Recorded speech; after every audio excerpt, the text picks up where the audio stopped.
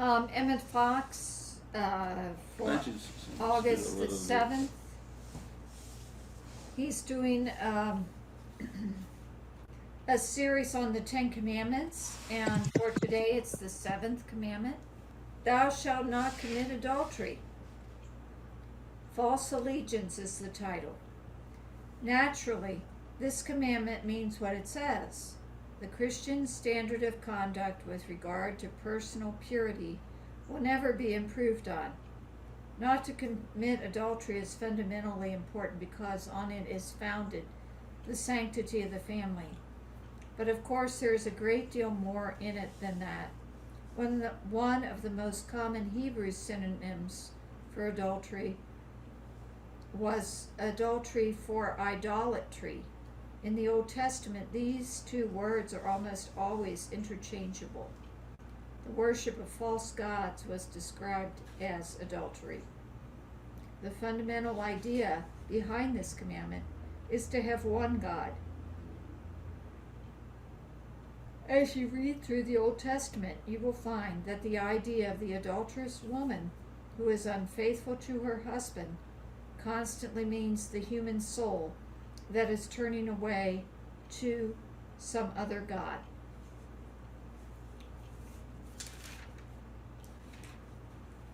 Given the topic that Laurie Kay is bringing up, and given that we have someone new with us today, I want to be very clear that I think we all recognize there is a divine, but there are many paths home. We're very specific about that. So I think if we're looking at idolatry from our perspective, I think we would look at things like political power, money, anything that leads you away from divine love, rather than there's only one God and it's the Christian God or anything like that. So we've been doing a series on the experience of mysticism, being mystics, and Laurie Kay suggested that it might be very useful to us for her to present the Hindu concept and experience of mysticism. Go for it. Okay, so this is really this is really interesting. I could give you like a whole bunch of facts and bore you to tears. So we're not going to go that way. We're going to go experiential. I'm going to tell you a story from my own personal experience.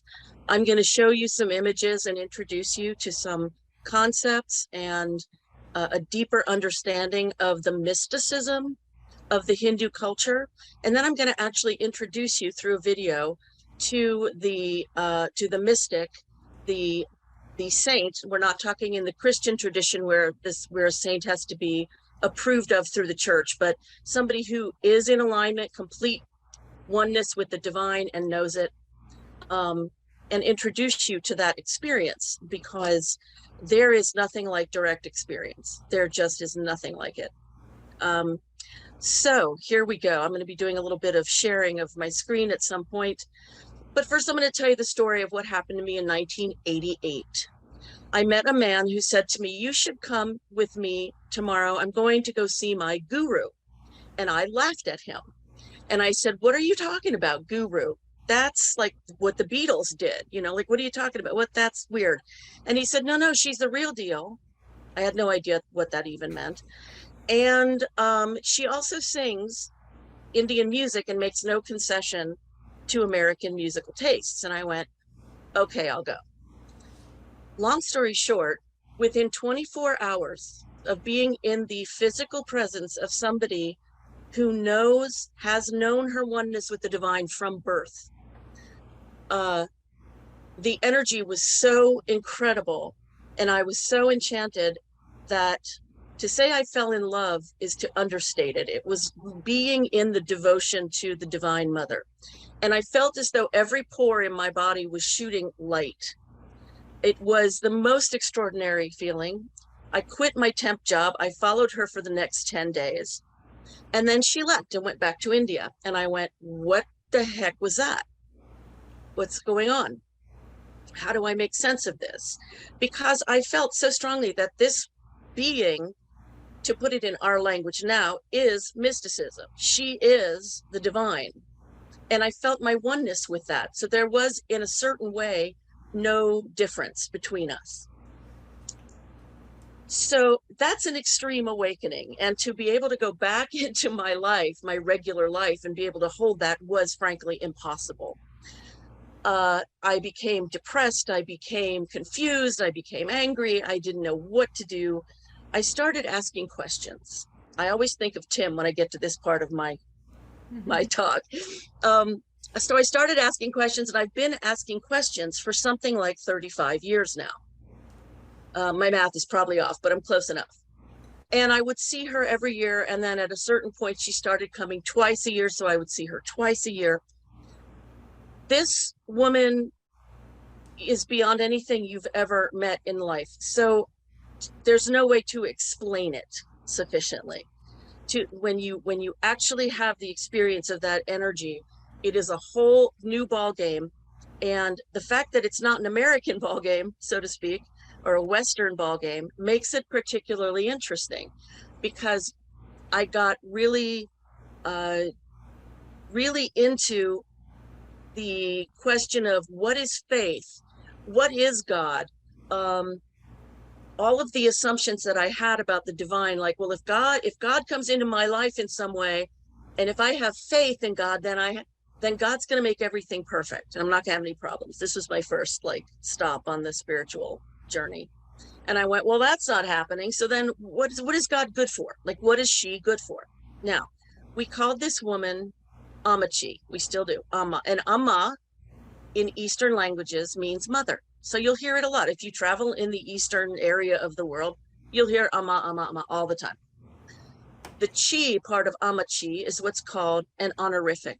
So it's like beloved or blessed or, beloved mother. So Amachi. And what mother does is she sits for up to 28 hours every single day of her life, almost up to 28. And she gives hugs. She lets you feel what it's like to have unconditional love. And when you look into those eyes, you feel unconditional love. You feel you are seen from stem to stern, front to back, and you're safe, you're fine, you're loved, you are adored. It is amazing, absolutely amazing. And then when she's done hugging you, she says something into your ear. She goes, my darling, darling, darling, darling, darling, darling daughter or son. And then she gives you a Hershey's kiss and a flower petal. In the Indian culture, which is very, very, very rich, gurus, mystics are everywhere. They're everywhere. It's actually considered a part of the culture, not unlike here where we go, well, I'm a mystic, but don't tell my boss because it might freak her out or whatever. In their culture, it is very, very common. And their culture is so very rich with color. Their artwork is, I'm going to show you in a minute, extremely colorful. They have 33 named gods and goddesses. Now, we might say, wait a minute, there's only one God. Well, so will they. The point of it is each God that is there is a different quality of our divine being. And the idea, as I have parsed it out, is if I connect with one particular aspect and I align with it, commune with it, I'm activating it within me. I'm becoming closer and closer in alignment with that divinity that actually lives within me, but is not active enough for me to know it. So you will find that there are gods for so many things. There is the goddess Saraswati, who is the goddess of music. There's the goddess Lakshmi, who is the goddess of wealth. There are so many gods and goddesses. So let me share my screen. Let me get this together here for you guys. Okay, that's good. Now I'm going to share. Okay. There we go. everything in their artwork, everything that is shown in their artwork is symbolic.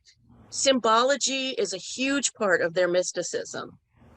And so you will see gods and goddesses with numerous hands, right? Numerous arms, and they'll be holding something in each one, and each thing has a meaning.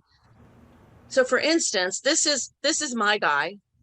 I love this guy, Ganesha, the elephant-headed god. And you'll see all those 4 hands, and you'll see that each hand has a mystical meaning. It's really very applicable as well.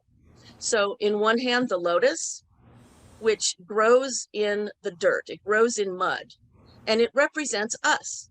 We grow out of the mud of our ignorance, of our sleepy state of mind and consciousness. And as we grow up out of the mud, we begin to flower. The hatchet in his other upraised hand, it's all of the karma that goes away. Now, karma, we tend to think of karma as something bad that we did, but that's not it. Karma simply means action. Anytime we do anything, it has a reaction. It's like the law of attraction. I do something, something's going to come back. So when you become enlightened, your all of your old karma is gone. There's no need to hold on to it, to respond to things that are in your memory and all that kind of thing. It's amazing. The third hand holding the little round sweetmeats, the rewards of a wise life, and the wise man never partakes of the rewards of his deeds. In other words, we should not be attached to the outcome of our deeds.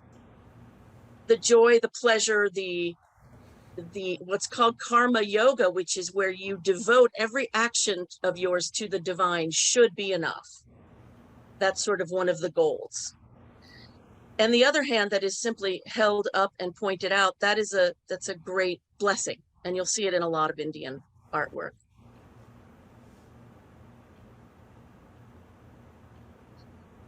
Now, when Mother first started, when Mother came into the world, she started walking like a normal person at 6 months of age. That's kind of crazy. She started singing songs to the divine, and the first god that she was absolutely addicted to was Krishna, who is pictured here. And so she revealed at one point when she was about 16 or 17, she revealed her oneness with Krishna. Everybody that she revealed it to said, oh, she was what is it called? Occupied by Krishna. She can't be one with God. That's not a real thing. As time went on, she realized that the world needs mother love. We need more of the feminine to balance the masculine we have in this world. And so she started to pray and to meditate around the Divine Mother and had a huge awakening around that. And now what she does is you go to her, she gives you a hug, she dries your tears, she answers your questions, she smiles at you, she gives you that Hershey's kiss. It's extraordinary. It's extraordinary to watch somebody who is a mystic in action every minute. There is never a moment where her energy flags. I've been with her from one of her special ceremonies that she does at least once in each city, starts at 6 o'clock and doesn't end until 1 o'clock the next day. And the only person who's not falling apart from exhaustion is her. And she's the one who should be, but she never does. Remarkable stuff. But, you know, looking at a picture, hearing stories, that's one thing. Actually seeing a person like that, experiencing them, is a whole other level. And the best I can do for that is to give you a little bit of video. But first I want to give you some vocabulary. So, because these words will be said. So darshan simply means you're seen by the guru. And traditionally in the Indian culture, unmarried women cannot touch men. It is considered like a great sin. It's a no-no, big time. So traditionally, until Mother, every other enlightened female saint would let herself be seen, but she would not, they wouldn't touch money, they wouldn't touch people, nothing worldly. Guru is actually two words, gu and ru. Gu is dispeller and ru is darkness. So any teacher is a dispeller of darkness, right? That's all that guru really means. Prasad is a gift given by the divine. It is a gift that is imbued with divine energy. And so when Mother gives you a Hershey's Kiss and a flower petal, she's giving you a piece of that divine energy. And sometimes people will even eat the rose petal as well as the Hershey's Kiss. So what I want to show you, let me make sure that you guys can actually hear. Share sound. There we go. Okay. So I'm going to show you something, a few minutes of this. And this is just a regular day where it's a regular darshan. Mother broke all those rules by hugging us, no matter who we are. And she's being asked by some people on the side, what is the purpose of her hugging? What makes it so special? Why is she doing this? But first, you will see her walk into the room and they will do a special ceremony. And I'll tell you about that in a second.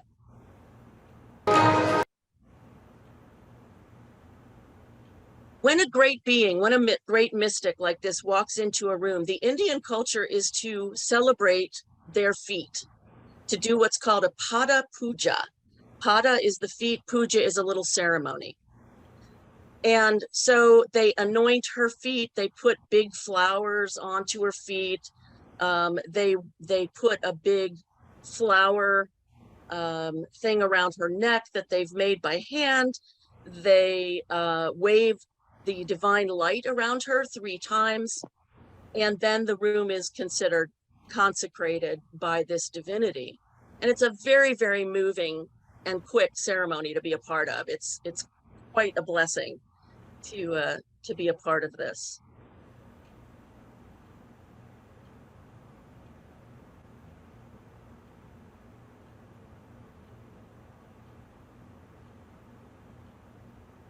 So after this happens, Mother then goes up and there's usually a talk, then there's singing, and then she starts to hug people. So we're going to skip ahead.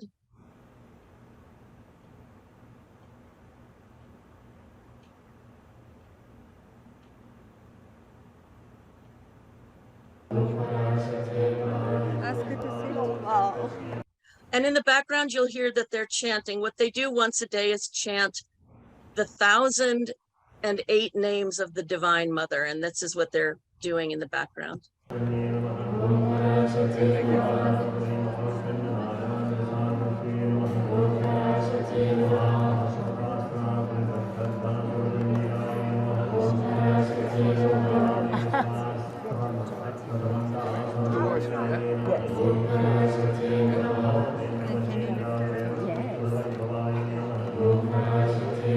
Thank you very much.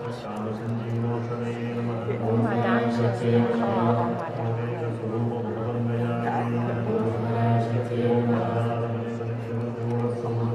ഈ ആലിംഗനത്തിൻ്റെ അർത്ഥം എന്താണ്?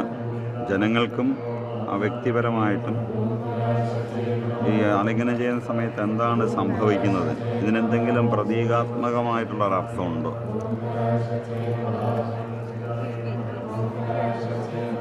പ്രേമത്തിൻ്റെ പ്രകടിത ഭാഗമാണ്.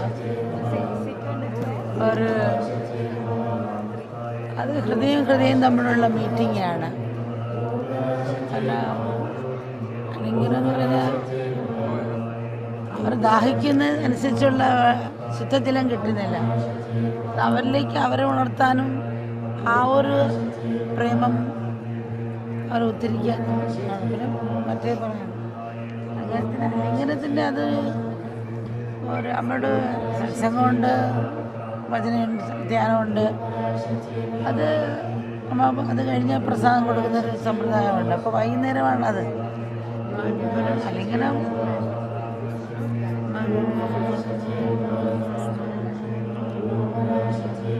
അവരും അങ്ങനെ അലിംഗനം പരസ്പരം ചെയ്തു കഴിഞ്ഞാൽ നമ്മുടെ ഭൂമി ഒരു സ്വർഗമാകും. പിന്നെ അമ്മയുടെ ആലിംഗനം അത് 10 ഡിഗ്രി ചൂടുള്ള വെള്ളമുണ്ട്, 50 ഡിഗ്രി 100 ഡിഗ്രി ചൂടുണ്ട്. നമ്മുടെ ആ പ്രേമത്തിന് പവിത്രത ആലിംഗനമാണ്.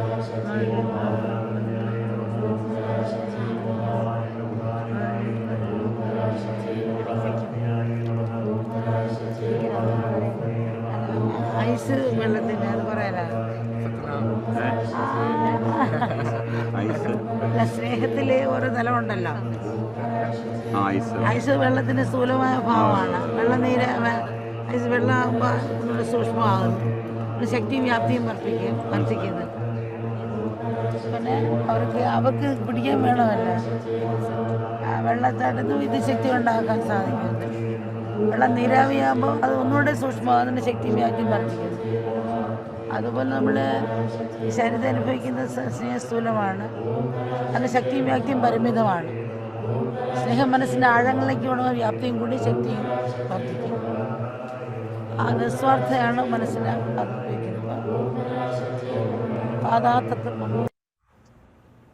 So that's Amma.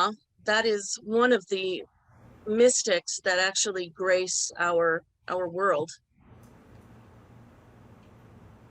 And it's quite an extraordinary thing when I think about, we talk about mysticism here. And I was asking myself as I was preparing this, what is it that is mysticism? And I thought, in terms of what we talk about here, all I could come up with, and I very much welcome your thoughts on this. What I came up with was stuff like visions and inspiration, and the messages that Brian and others give at the end and things like that. I mean, that's one aspect of it, I think. And so I wanted to bring this to you as sort of an expansion, because I think that this kind of thing, just as when Jesus walked the earth, this kind of teacher challenges the consciousness. It challenges us to say, if a human can do that, if a human can be one with the divine, then it might just be possible for me to actually do that. So that's pretty intense and pretty amazing. And I would like to play, as I finish this, I just want to play a song for you that somebody who is an American devotee of Mother's wrote. It is a celebration of the Divine Mother. And I want to suggest that if you're interested in any of the Hindu stuff, and even the American stuff, there is the Black Madonna, which is worthy of a whole lot of research and interest. And it all really brings you, if you let yourself look at it, question it, think about it, come to it with devotion and curiosity, it yields a lot of incredible information. So I'm putting the words to the song in the chat, and then I'm going to play this for you. I hope, in fact, I should probably share again to be sure you can hear.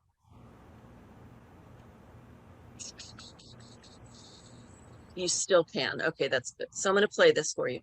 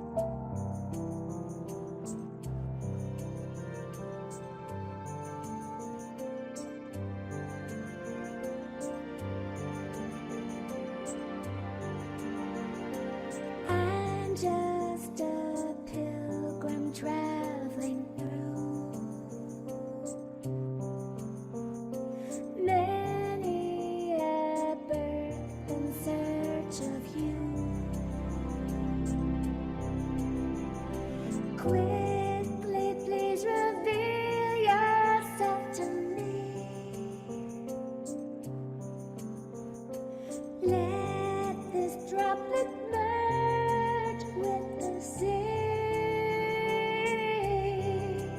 Oh, mother of mine, oh, mother of mine. Flames all around, a world in pain. Help us to heal our pride and shame. Showering your grace, our love supreme. Drench us in your light beyond our dreams. Oh, mother of mine, oh, mother of mine. Roaming deserted streets, I cry. Silently praying to the sky.